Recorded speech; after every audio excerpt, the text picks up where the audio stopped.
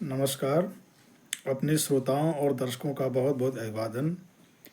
आज हम आपको के बीच में हिंदी के एक बड़े प्रतिष्ठित कवि को प्रस्तुत करने जा रहे हैं और ये पिछले कई दशकों से हिंदी साहित्य में सक्रिय हैं। इन्होंने एक से अधिक विधाओं में रचनाएं की हैं।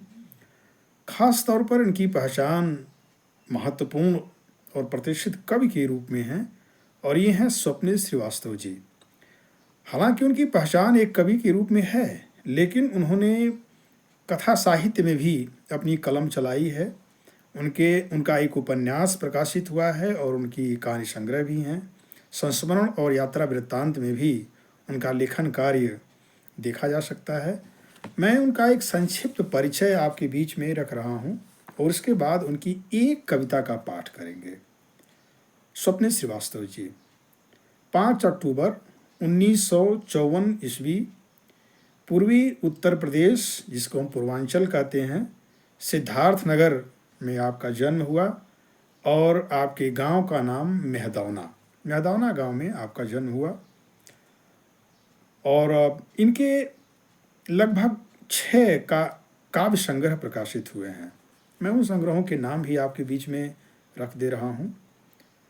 ईश्वर एक लाठी है, ताक पर दिया सलाई, मुझे दूसरी पृथ्वी चाहिए, जिंदगी का मुकदमा, जब तक है जीवन, समय घड़ी में समय और रोटी के बराबर जमीन।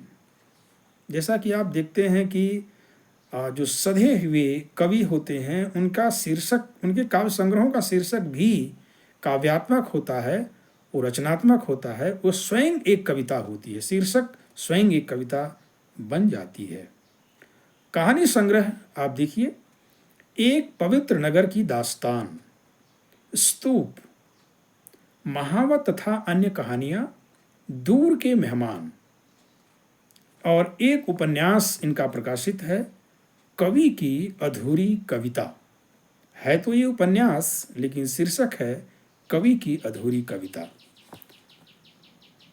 यहाँ पर मैं आपके बीच में उनके कुछ सम्मान को भी रखना चाहता हूँ जो उन्हें मिले हैं। अलग अलग समय पर उनको जो सम्मान हासिल हुए हैं उसमें भारत भूषण अग्रवाल पुरस्कार, फिराक सम्मान, केदार सम्मान और शमशेर सम्मान, और उनको एक अंतर्राष्ट्रीय पुरस्कार भी मिला है, रूस का पुष्किन सम्मान। तो स्वप्निल श्रीवास्तव जी हमेशा और निरंतर हिंदी साहित्य के अलग अलग क्षेत्रों में सक्रिय हैं और साहित्य के सोशल मीडिया के अलग अलग प्लेटफॉर्म पर अपनी रचनाओं की प्रस्तुति करते रहते हैं। स्वप्निल श्रीवास्तव जी को दशकों से मैं पढ़ता रहा हूं और उनकी कलम के प्रति मैं गहरे से आश्वस्त हूं और उम्मीद करता हूं कि भविष्य में उनकी कलम से और समृद्ध रचनाएं हमारे बीच में आएंगी। वे समकालीन व्यंग्य दृष्टि के कवि हैं और वो थोड़ा राजनीतिक चेतना संपन्न सजग कवि भी हैं। हालांकि इसका धीरे धीरे हिंदी साहित्य में अकाल पड़ता जा रहा है, जो कि एक समय में बड़ी प्रमुखता से हिंदी साहित्य में प्रतिष्ठित था, राजनीतिक व्यंग्य चेतना। लेकिन स्वप्निल श्रीवास्तव जी ऐसे कवि हैं जो अपने समय के चरित्र की, खास तौर पर राजनीतिक चरित्र की शिनाख्त करते हैं अपनी कविताओं में। तो आइए देखते हैं। उनकी कविता का शीर्षक है अच्छे आदमी। अच्छे आदमी। कुछ दिन बाद जब बच्चे हमसे पूछेंगे कि अच्छे आदमी कैसे होते हैं, तो जवाब देना मुश्किल हो जाएगा। हम चाँद के बारे में बता सकते हैं और बता सकते हैं खरगोश कितने मासूम होते हैं, पृथ्वी कितने दिनों में सूर्य की परिक्रमा करती है, लेकिन जब अच्छे आदमी के विषय में बताने की बारी आएगी हम निःशब्द हो जाएंगे। बुरे लोग अच्छे आदमी के बारे में क्या बताएंगे? बुरे लोग अच्छे आदमी के बारे में क्या बताएंगे? अलग होता है उनका अधिकार क्षेत्र।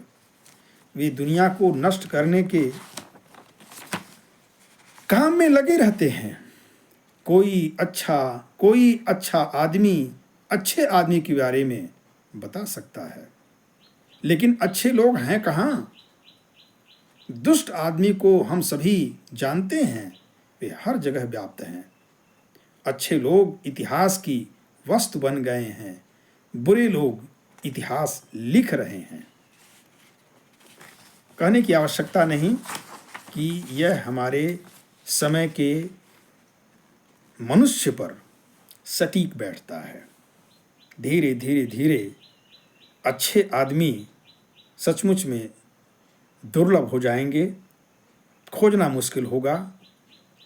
जो सही अर्थों में भीतर और बाहर से एक होगा और जिस पर हम विश्वास कर सकेंगे, उसके अच्छे होने पर यकीन कर पाएंगे।